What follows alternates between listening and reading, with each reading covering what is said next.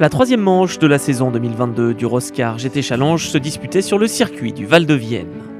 Après la canicule en 2019 et la pluie en 2021, les concurrents avaient cette fois-ci le plaisir de rencontrer des conditions idéales en Haute-Vienne.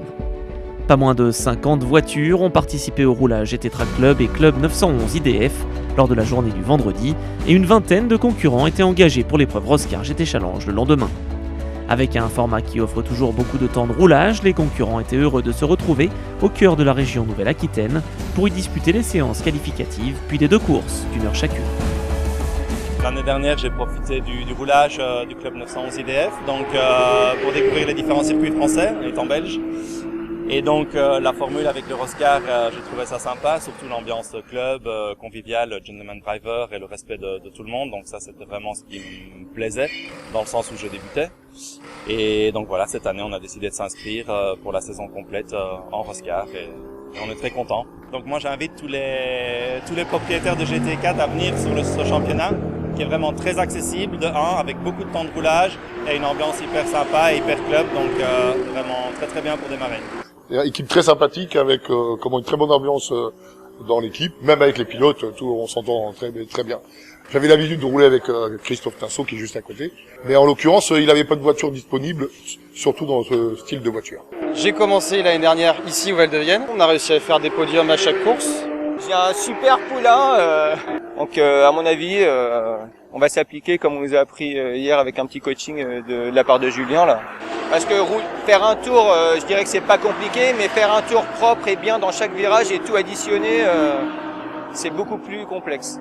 À Manicourt, j'ai été blessé, le temps que je me refasse la santé, et je reviens avec plaisir, et je revois mes copains, et j'ai eu grand plaisir à rouler ici au Vigan, un circuit que je connais relativement bien. C'est un circuit qui est, pour ma part, je trouve assez technique, il représente un petit peu un condensé de beaucoup de circuits. On apprend beaucoup de choses ici, quoi. Il faut être un pilote technique. Il n'y a pas que de la vitesse, quoi. Il y a des parties lentes où il faut savoir bien freiner, sacrifier peut-être des fois l'entrée pour ressortir plus vite. C'est un circuit qui est très intéressant. Après avoir assisté au briefing d'avant-épreuve dispensé par Philippe Naniche, accompagné du directeur de course Pascal Mangiapan ainsi que Christian Rossi, les pilotes peuvent prendre la piste pour les deux séances qualificatives d'une durée de 10 minutes chacune. Lors de la première séance, c'est la Ferrari 488 Challenge numéro 50 de Rémi Kirchdorfer qui signait le meilleur temps en R1, synonyme de pole position pour la course 1. Deuxième et troisième place pour les Porsche de Michel Mithius et Thomas Winkler. Georges Canas était le plus rapide de la catégorie R2 à bord de la Porsche numéro 28, devant la 19 de l'équipe Tinceau. Enfin, en R3, Thomas Pfister devançait la seule Cayman GT4 du plateau aux mains de Romain Valère. Il est quasiment 11h30 sur le circuit du Val de Vienne. Les concurrents sont prêts à rejoindre la grille de départ pour disputer cette première course du week-end. Et c'est parti pour une heure. Dès le départ, Josh Janssen est le plus prompt à s'élancer et va surprendre Rémi Kirchdorfer. Le pilote 911 Impact s'empare des commandes de la course devant Thomas Winkler, tandis que tous les pilotes passent sans encombre du premier virage.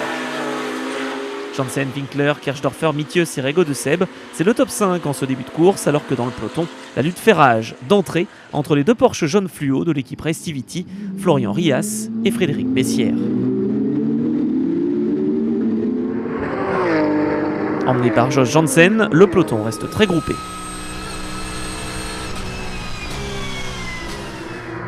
En catégorie R2, excellent début de course de la Porsche numéro 19 qui devance la 31 de Bessières-Labbé et la 18 de Charbonneau-Agier. Devant, pour le gain de la troisième position, la lutte est intense entre Michel Mithius et l'Alsacien Rémi Kirchdorfer. Pendant une dizaine de tours, Kirchdorfer résiste, mais il va se faire surprendre au virage numéro 3 et perdre une place au profit de la Porsche numéro 35 de l'équipe 911 Impact.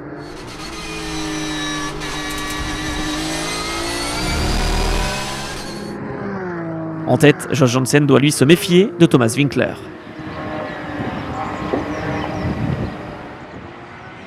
Les leaders sont dans un mouchoir de poche avant l'ouverture de la fenêtre d'arrêt au stand obligatoire.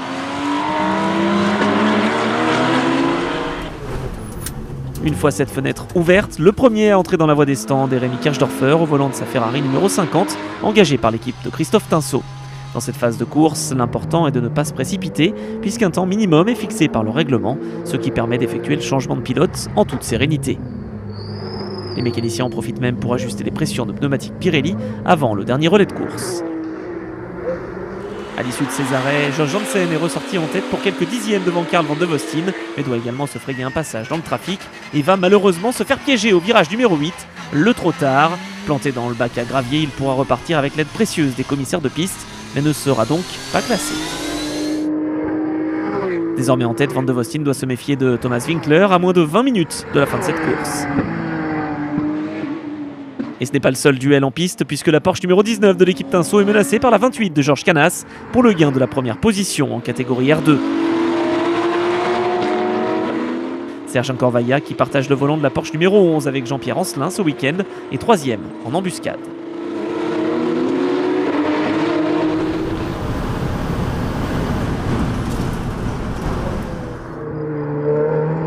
Belle course de Jonathan Cochet qui devance Régis Rigaud-de-Seb, très à l'aise au volant de la Porsche numéro 26 pour son retour en Roscar.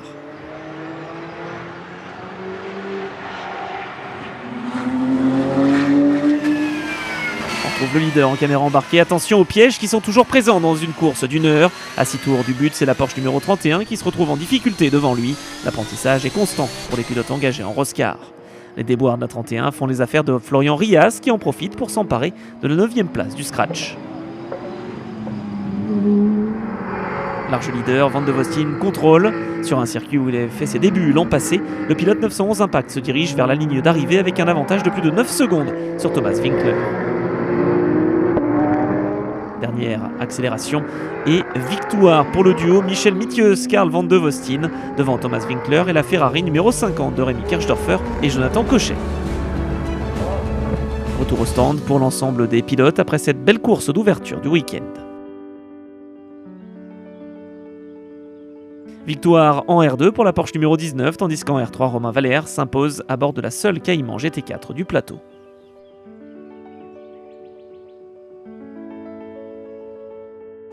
Après une course éprouvante, la pause déjeuner est l'occasion de reprendre des forces ou de célébrer quelques anniversaires autour d'un bon repas dans le restaurant surplombant la piste.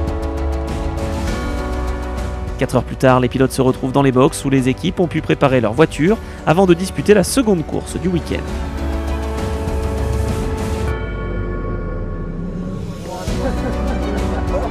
Auteur du meilleur tour de sa séance qualificative, Jonathan Cochet part en pole devant Josh Janssen et Thomas Winkler.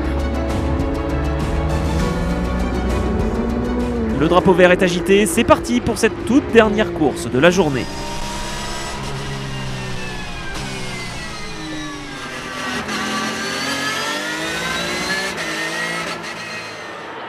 Jonathan Cochet sur sa Ferrari conserve la première position et devance les Porsche Janssen, Winkler et Van de Vostin. Rapidement, l'ex-pilote d'essai en Formule 1 va creuser l'écart sur ses poursuivants directs.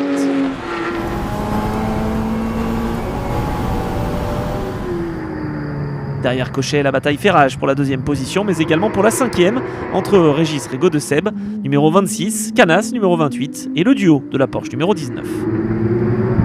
La Ferrari Bleu Pozzi numéro 50 fait un festival dans ses premiers tours, tandis que Van de Vostin essaye de ne pas se faire distancer. Il prend l'avantage sur Winkler au premier freinage. Un bel affrontement dans ce premier relais pour le gain de la 2e place. Le pilote 911 Impact est déchaîné et va dépasser Janssen quelques instants plus tard. Une manœuvre qui va donner des idées à Thomas Winkler. Le Suisse attaque et va à son tour prendre le meilleur sur son adversaire belge. Les pilotes de la catégorie R2 ne sont pas en reste et offrent un spectacle à couper le souffle en piste. Avantage à Georges Canas, mais la Porsche numéro 19 de l'équipe Tinso n'est pas loin derrière. C'est chaud également en R3 où Romain Valère, sur sa Porsche Cayman GT4, se défend bien face à la 997 Cup de Thomas Pfister.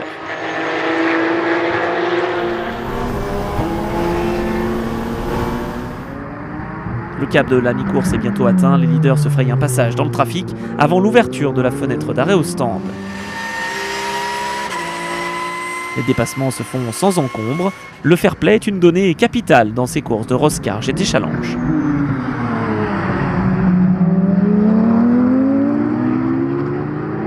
Plus que quelques instants avant d'effectuer les changements de pilote, les concurrents en profitent pour livrer leur dernière force, et c'est notamment le cas du trio de Porsche, numéro 18, 11 et 54, en lutte pour la 7e place du classement général. Le coup d'envoi du balai d'arrêt est donné par Jean-Marie Agier, Suivent Romain Valère, leader en R3, Florian Rias, Thomas Winkler ou encore Cyril Labbé. L'occasion également de s'échanger quelques mots entre pilotes avant de prendre le volant.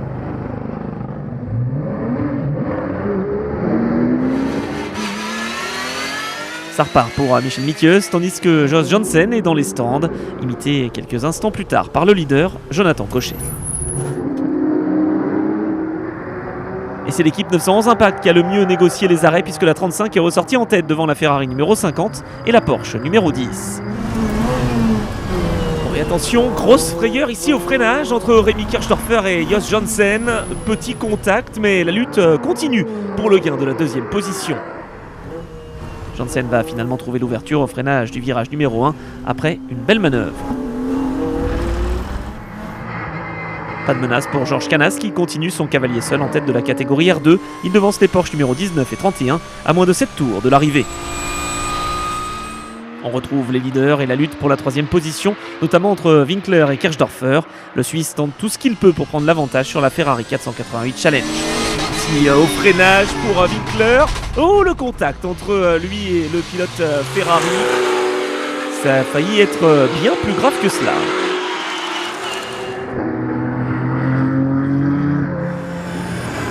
Nous sommes avec Romain Valère en caméra embarquée. Et vous le voyez, les pièges peuvent être présents partout. La Porsche numéro 18 est en tête à queue au virage du Buisson, preuve qu'il faut toujours rester vigilant dans une course d'1 heure. Plus que quelques hectomètres à parcourir pour les leaders Van de Vostin et Mithieu. Après leur succès sur ce même tracé l'an passé, c'est une nouvelle victoire pour la Porsche numéro 35. Janssen termine deuxième, alors que le podium est complété par la Ferrari de Cochet et Kirchdorfer.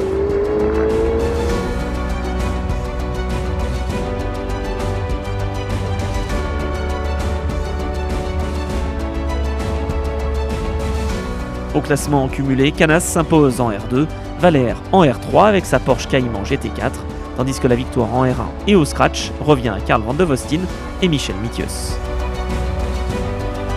Commencé au Val de Vienne sous la pluie, et un an et sous le soleil. Je pense que le circuit nous aime plutôt bien. Ça s'est très bien passé ce matin, cet après-midi. Parfait. La dernière fois que j'ai roulé ici, c'était en 2007. Sur un V2V de 4 heures et on avait gagné le scratch, donc j'avais pas roulé depuis ici, donc ce circuit nous aime vraiment bien. On est assez satisfait parce que c'est vrai qu'on est premier en R1, premier en R2, premier en R3. Tout le monde a super bien roulé, on a su tirer profit des conditions météo.